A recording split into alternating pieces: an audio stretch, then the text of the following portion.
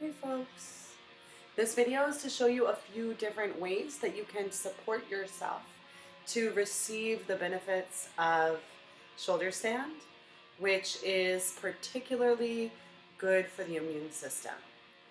So maybe the simplest way is with a block. But if you don't have a block at home, you can always use a 12-pack or a 6-pack of soda. It might be a little bit intense on the sacrum, so maybe just throw a folded blanket over it. And then you're laying on your back, pressing the back of the head and the shoulders firmly into the floor as they become your foundation here. Pressing down with the heels, inhale, lift the pelvis, and slide your block or your sodas under the sacrum. You want to feel that the lower back is lengthened and not crunched here. And then roll the shoulders under and extend the legs up. You can have the legs as wide as the hips, allowing the energy from the heels to settle all the way down into the hip sockets. And you could stay here for 1 to 7 minutes, allowing the pose to sink into all layers and levels of your being. When you are ready to come out, just bend the knees, ground the feet, lift the hips, and move the props from underneath you. If that variation seems a little intense to you, maybe because the soda cans aren't that stable, you can also do this on a chair or with your legs up the wall. We just want to elevate the hips a little bit so the shoulders can be flat on the ground, and you've got that little opening in the chest that we look for in shoulder stand.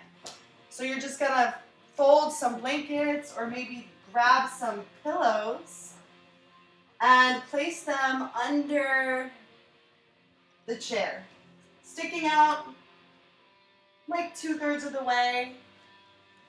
We're going to place the hips on the blankets on the floor, the legs up on the chair, or they could be up the wall, and the shoulder blades, back of the head on the floor. This is another great way to receive the benefits. If you would like to get a little bit more inverted, especially if you've been in classes with me before, this is like my favorite way to do this pose.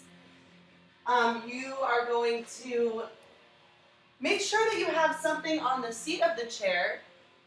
Make sure the chair is on a mat. Make sure you have something on the seat of the chair that keeps your blanket from sliding.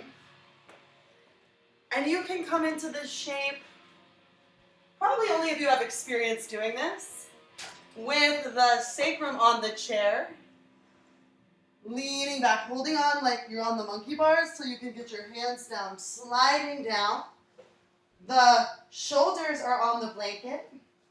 The back of the head is on the floor, and I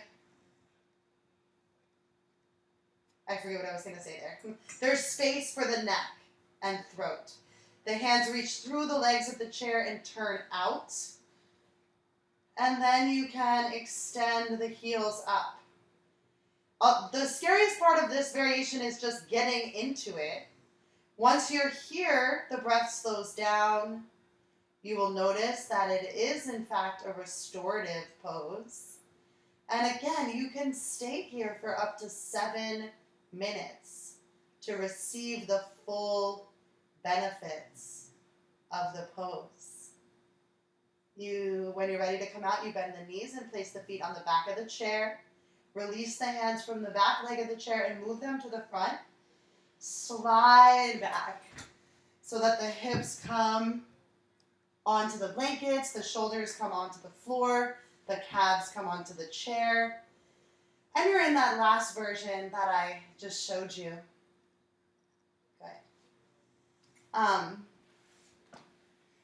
And then again, if you do have bolsters, you can always just stack the bolsters on top of each other by the wall, bringing the booty in to the wall, roll the legs up the wall.